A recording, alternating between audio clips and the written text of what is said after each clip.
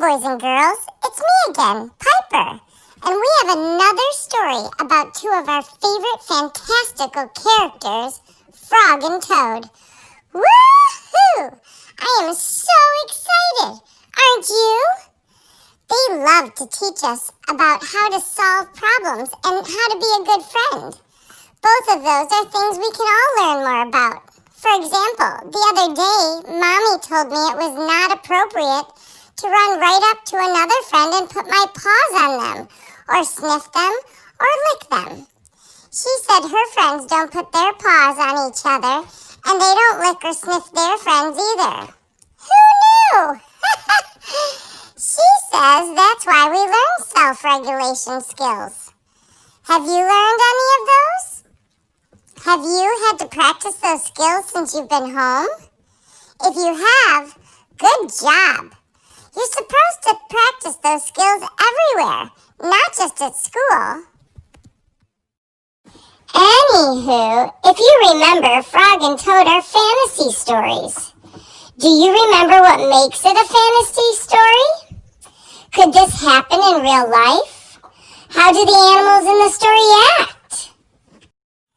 These are all good things to think about before starting the story because it gets your brain ready to learn and focus. Another thing we know that helps get our minds ready to read is that this is a story.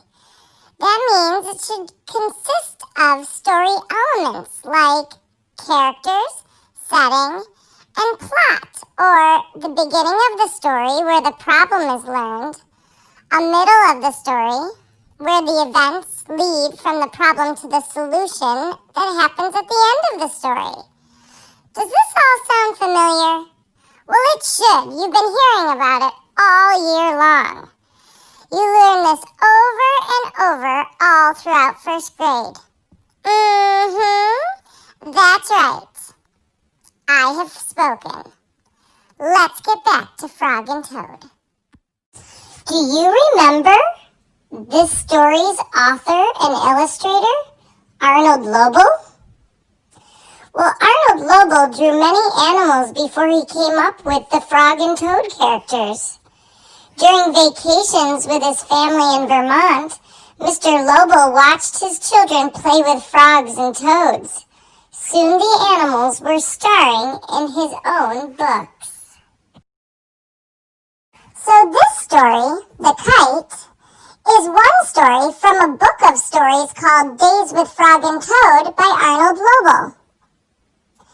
How can the weather change your day? Well, I know that weather can definitely change my day.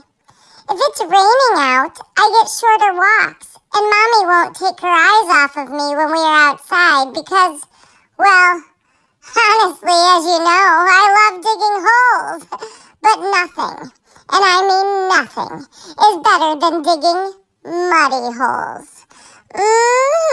That's right. It's incredible. It's like a cool, invigorating massage on my paws. I love it. Mommy does not. But I digress.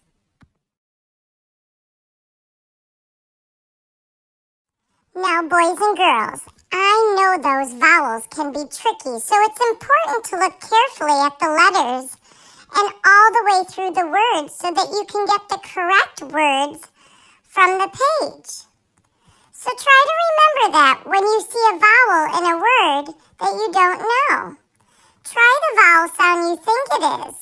And if it still doesn't sound right, then flip that sound. So if you try the short vowel sound first, and it doesn't sound right, then try the long vowel sound, or vice versa. Let's give it a try as we read, shall we? Frog and Toad went out to fly a kite. They went to a large... I don't know that word. Well, see, I know sometimes E-A together makes the long E sound, so let's try that. M-E-Do. Meadow. But I don't know what a meadow is. I also know that E-A sometimes can make the short E sound. Let's try that. M-A-Do. went to a large meadow. Oh yeah, I know what a meadow is. That makes sense. Do you know what a meadow is? Is it a good place to fly a kite?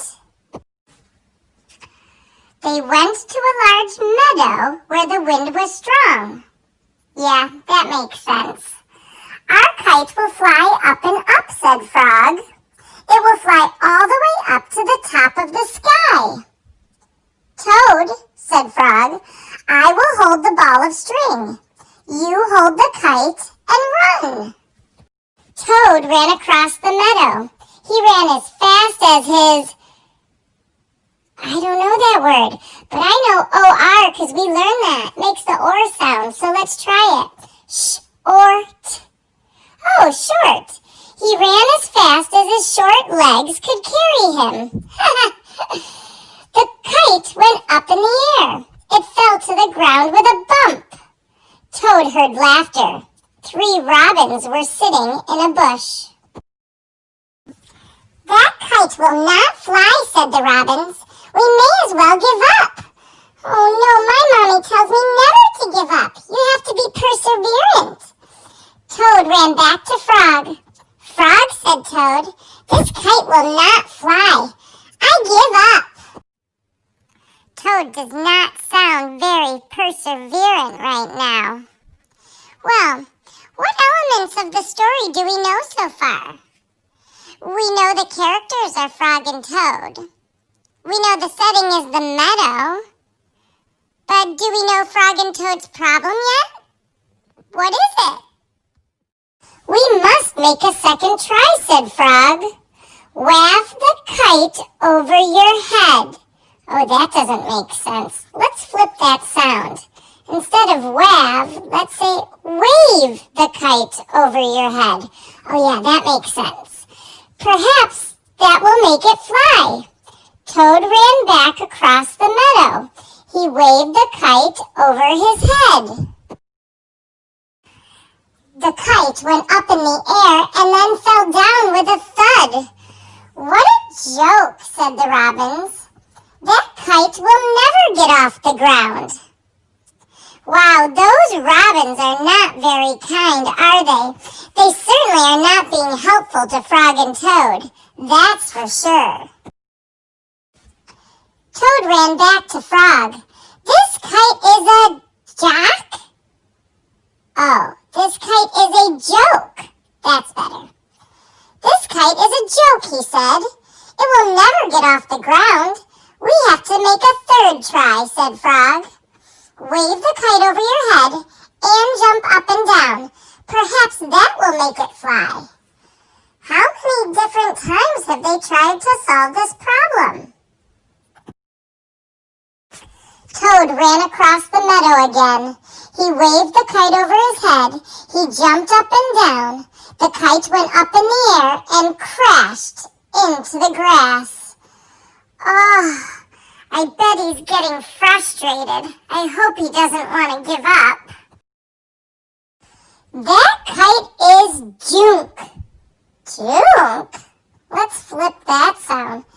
That kite is junk. Yeah, that's it. That kite is junk, said the robins. Throw it away and go home. Toad ran back to Frog. This kite is junk, he said. I think we should throw it away and go home. I wonder why Toad keeps listening to the robins. Toad, said Frog, we need one more try. Wave the kite over your head. Jump up and down and shout, up, kite, up! Toad ran across the meadow. He waved the kite over his head. He jumped up and down. He shouted, up, kite, up! The kite flew into the air. It climbed higher and higher.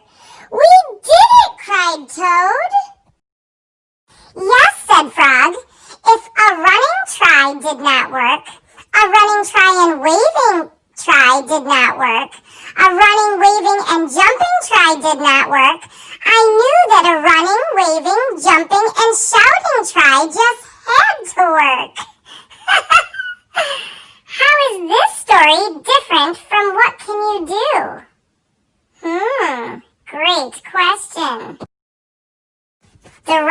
Sparrows flew out of the bush, but they could not fly as high as the kite. Frog and Toad sat and watched their kite.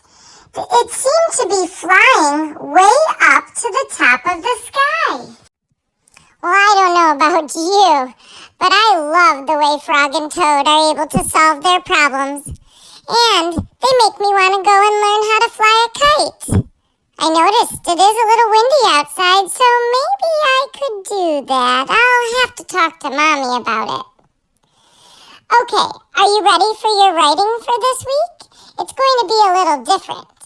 Now, we do still expect you to use capitals, punctuation, and spacing in your letter to your next year's teacher. That's right, we want you to write a letter to your next year's teacher telling them all about yourself. There are guidelines and details in the packets we sent home for you. Don't forget to email that to your teacher by the end of this week. If you're looking for some other ideas, you could write a story map about the story we just read, The Kite. You could also turn the story into a play and perform it at home. Who could be Frog and who would play Toad? Maybe you could compare and contrast this story, The Kite, with last week's reading of What Can You Do? How are they the same?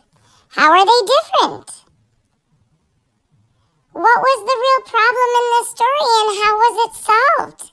Can you give details from the story? Maybe you too want to design your own kite and go out and fly it. That sounds awesome to me. Well, boys and girls, I've got to go build my own kite and see if I can fly it. Maybe you can too. All you need is a plastic bag and a string. Give it a try. What else do you have to do? And don't forget your letter to your next year's teacher and send it to your teacher this year. Until next time, my friends, be kind and always try your best. Bye-bye.